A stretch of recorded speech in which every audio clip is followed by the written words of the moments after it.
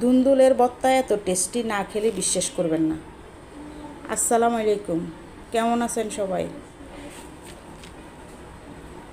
প্রথমে আমি দুন্দুলগুলো এভাবে কেটে নেব, 4-5 কোয়া রসুন দিয়ে সিদ্ধ করে নেব।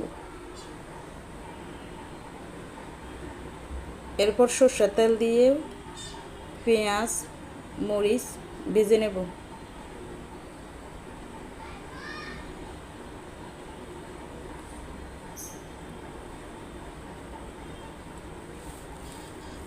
এরপর সবগুলো একসাথে মেখে নেব।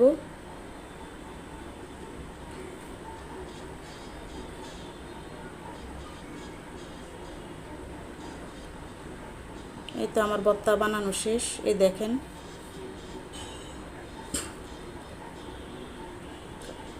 কালার কত সুন্দর হয়েছে।